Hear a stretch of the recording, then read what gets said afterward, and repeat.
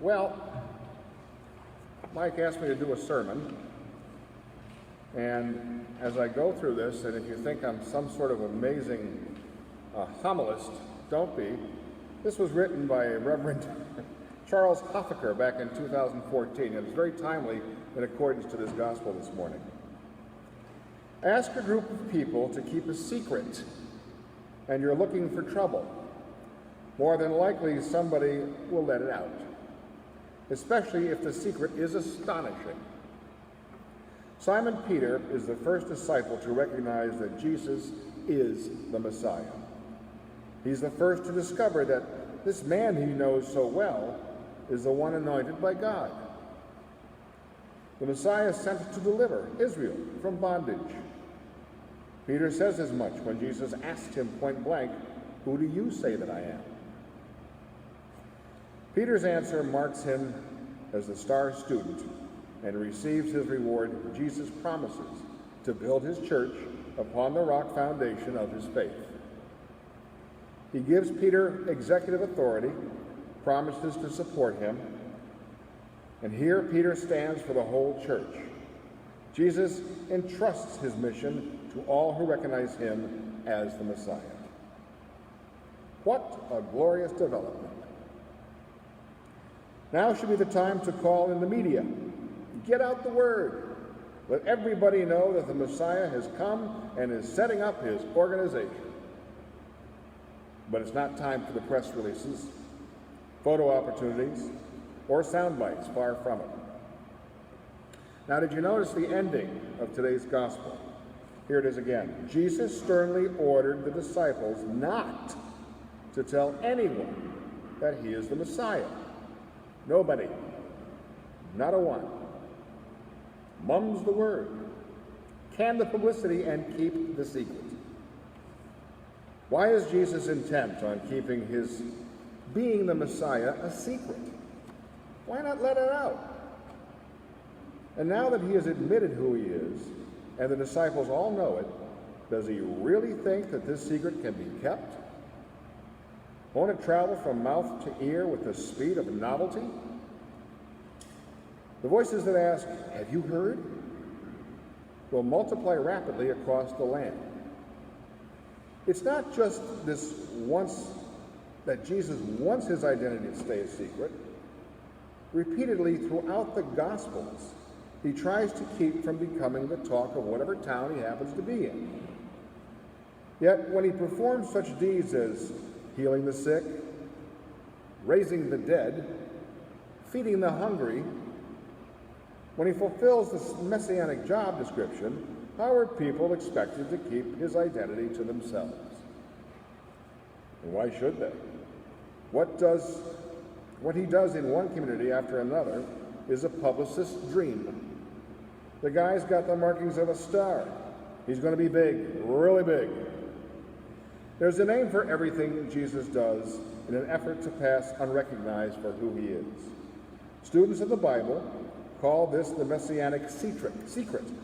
What's behind it? The most convincing explanation is that he does not want to be acknowledged as the Messiah outside his death and resurrection. Only in the light of those events can people begin to recognize what his being the Messiah really means. If they hear he is the Messiah before he even gets to the cross, they are sure to misunderstand him. Rather than being a Messiah of sacrifice and triumph, they will see him as someone who's come to solve their problems, a Mr. Fix-It from on high.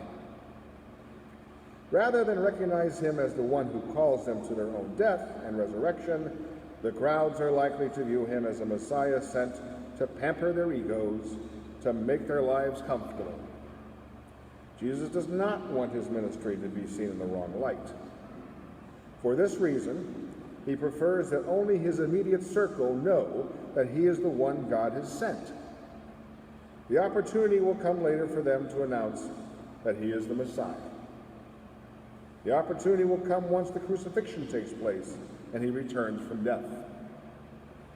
The Messianic Secret helps us understand what goes on in the gospel story, why Jesus sometimes behaves in a way that seems incomprehensible. But the Messianic Secret is more than that, for it has a contemporary application. People in his own time were ready to misunderstand Jesus because they wanted, indeed expected, a Messiah of a different kind to be sent to them from God. People today are also ready to misunderstand Jesus. We want, we expect, a Messiah different from the one sent to us. We expect someone who saves us easily and asks us nothing much at all. We want a Jesus who doesn't die, or at least doesn't expect us to follow him in doing so. While we hope for something easy, what the gospel offers us is a scandal. What does this scandal involve? First, we can know God best through this one human being, a single life where the Word becomes flesh. But this particularity is only the start of the scandal. The gospel goes on to insist that we know him most completely not through the notable events of his life, but by his gruesome dying and his incomprehensible resurrection. The scandal becomes even greater. His cross and triumph do not adequately reveal him until we become participants in them and accept them as our own. With Jesus, we must die and rise if he is to be our Messiah. In our time, the Messianic secret has changed. Once it's meant not announcing Jesus as the promised one until his death and resurrection revealed him completely. Now it means not announcing Jesus without the cross and the empty tomb, not announcing him unless we are ready to die and rise together with him. There are plenty of versions of Jesus abroad in the world today. Once again, he has become a star, a big, really big star. Some of those versions are authentic, many of them are not. What makes a version authentic is not a denominational or cultural label, or any other making or marking likely to set us at ease. What makes a version of Jesus the real thing and not human fantasy is whether it invariably returns us to what is most important, what reveals divine love completely. We can welcome no Jesus without the cross. We can welcome no Jesus who remains dead. We will accept no other easy Messiah whose hands remain unwounded. If we are to call ourselves Christians, members of St. John's Church, and we will accept the Messiah crucified and risen not only 2,000 years ago, but crucified and risen inside our own lives as well. Then and only then are we dealing with the real Jesus. Moreover, we will not keep the Messiah a secret. The world, the one where we spend our days, still waits for him.